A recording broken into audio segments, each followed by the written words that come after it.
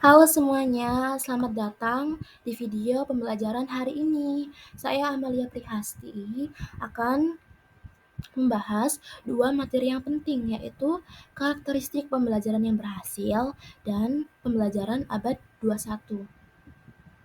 Materi ini akan memberikan pemahaman mendalam mengenai bagaimana sih pembelajaran seharusnya dirancang agar benar-benar bermakna bagi peserta didik, serta bagaimana dunia pendidikan terus berkembang di era digital dan global saat ini.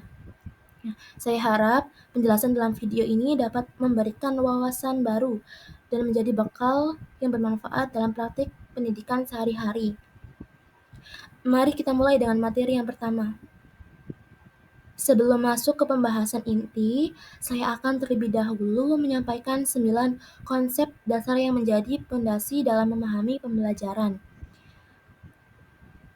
Yang nomor pertama ada pengertian belajar, 2 faktor-faktor yang mempengaruhi belajar, 3 prinsip-prinsip belajar, 4 pengertian keberhasilan pembelajaran, 5 indikator keberhasilan pembelajaran, 6 penilaian keberhasilan pembelajaran, 7 tingkat keberhasilan pembelajaran, 8 program perbaikan, dan yang terakhir 9 faktor-faktor yang mempengaruhi keberhasilan. Nah, ke-9 konsep tersebut akan saya jelaskan secara bertahap agar dapat dipahami secara utuh. Belajar merupakan proses yang dijalani seseorang untuk mengalami perubahan dalam dirinya. Bukan berubah menjadi orang lain, melainkan menjadi versi terbaik dari diri sendiri, seperti lebih tahu, lebih mampu, dan lebih bijak. Hasil belajar dapat berupa pengetahuan baru, keterampilan yang meningkat, maupun sikap yang lebih positif. Proses ini bisa terjadi kapan saja dan di mana saja, tidak terbatas hanya di ruang kelas. Agar proses belajar berjalan optimal, terdapat beberapa faktor yang perlu diperhatikan.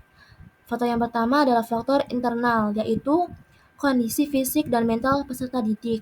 Ketika seseorang merasa kurang sehat atau sulit berkonsentrasi, maka belajar akan menjadi tidak maksimal. Nah, faktor yang kedua adalah faktor eksternal, seperti lingkungan belajar yang mendukung, serta peran orang-orang di sekitar. Nah, faktor yang ketiga ada pendekatan belajar, yakni bagaimana cara seseorang untuk memahami materi melalui cara yang sesuai dengan dirinya sendiri, seperti mencatatkah, berdiskusikah, atau melalui praktik langsung. Dalam proses belajar terdapat prinsip-prinsip penting yang sebaiknya diterapkan. Misalnya, kesiapan secara fisik dan mental sebelum belajar, serta pemahaman yang jelas terhadap tujuan pembelajaran. Belajar juga memerlukan kesungguhan dan konsistensi, dan tentu saja harus dibarengi dengan latihan serta pengulangan. Tidak ada hasil instan dalam belajar, namun jika dijalani dengan sungguh-sungguh, hasilnya akan sangat memuaskan. Lalu, bagaimana mengetahui bahwa pembelajaran tersebut telah berhasil? Salah satu tandanya adalah ketika seseorang mampu memahami dan menjelaskan materi, mempraktikkannya dalam kehidupan sehari-hari, serta mengalami perubahan positif pada sikap dan perilakunya.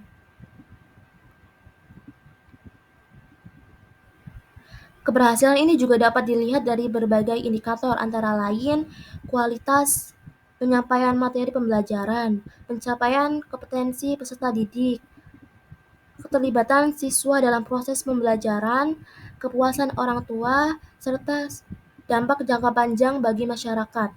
Seluruh indikator ini dapat dijadikan tolak ukur apakah suatu pembelajaran telah berjalan secara efektif. Penilaian merupakan bagian penting dari pembelajaran. Tujuannya bukan untuk memberikan tekanan, melainkan untuk mengetahui sejauh mana tujuan pembelajaran tercapai. Penilaian ini mencakup 3 aspek, yaitu pengetahuan, sikap, dan keterampilan. Jika hasil penilaian belum memuaskan, maka perlu dilakukan program program perbaikan seperti remedial, pendampingan atau pengayaan metode belajar. Dengan demikian, kegagalan bukanlah akhir, melainkan peluang untuk memperbaiki diri.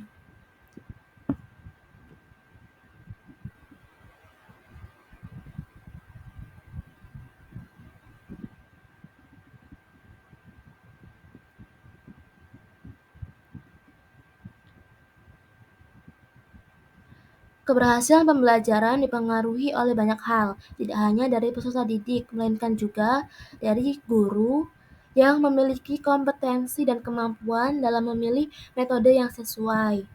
Sarana dan prasarana pembelajaran, kurikulum, dan sistem evaluasi yang mendukung seluruh komponen ini bekerja sama sinergis untuk mencapai tujuan pembelajaran yang diharapkan.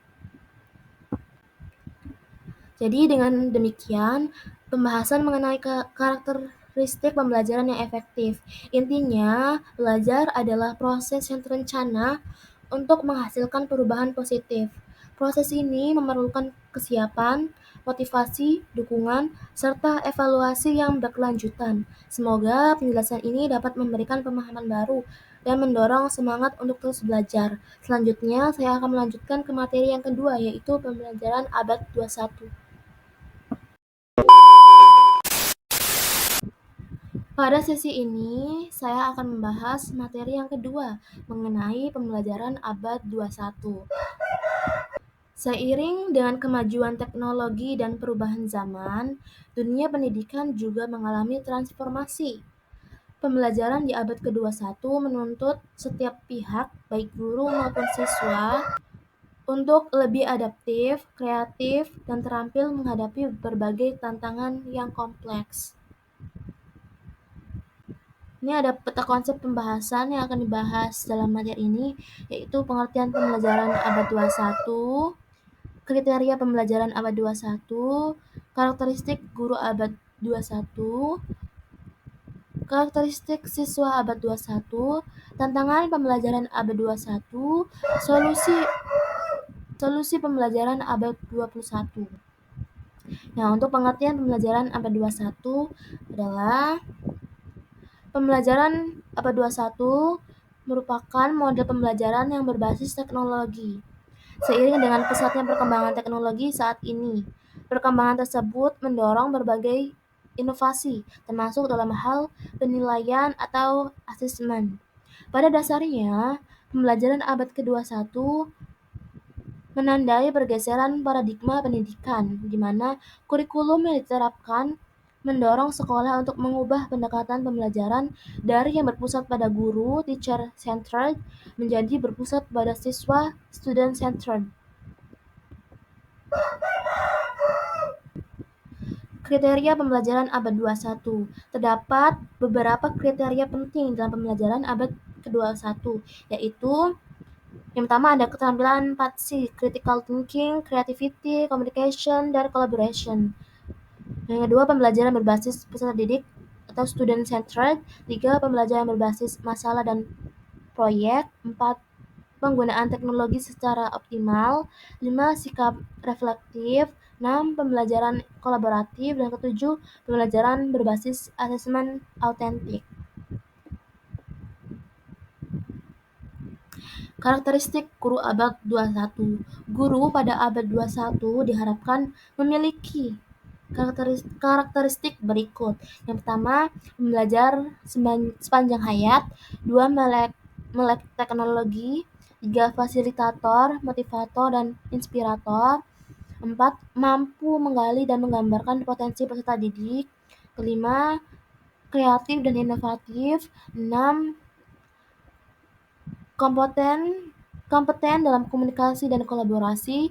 Ketujuh, memiliki integritas dan profesionalisme tinggi. Yang terakhir ada adaptif terhadap perubahan sosial dan teknologi. Selanjutnya, karakter siswa abad 21. Siswa abad 21 memiliki ciri-ciri karakteristik sebagai berikut. Yang pertama, terbiasa dengan teknologi dan digital. 2. Berpikir kritis dan pemecahan masalah. 3. Kreatif dan inovatif. 4. Komunikasi efektif. 5. Kolaboratif. 6. Memiliki keingintahuan tinggi dan kompetitif. 7. Lebih praktis dan tidak suka proses yang lama. 8. Memiliki karakter positif dan kesadaran sosial. 9. Pembelajar mandiri dan seumur hidup. 10. Pengalaman belajar konseptual dan interdisiplin.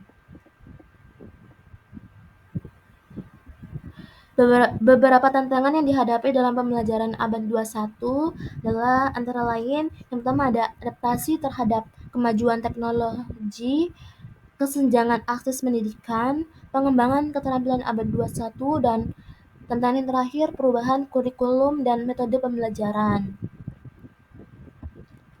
Solusi untuk menjawab berbagai tantangan sebelumnya,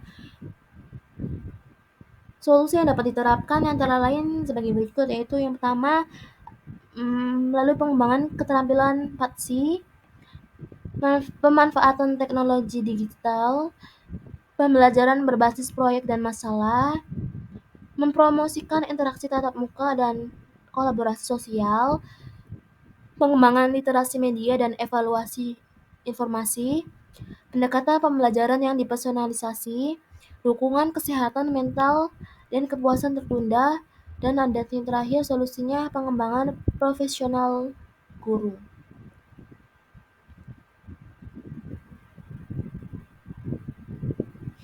Dengan demikian, pembelajaran abad ke-21 di era ini menjadikan siswa sebagai pusat dari proses belajar, dengan guru berperan sebagai fasilitator. Teknologi bukan lagi pelengkap, melainkan bagian penting dari pembelajaran.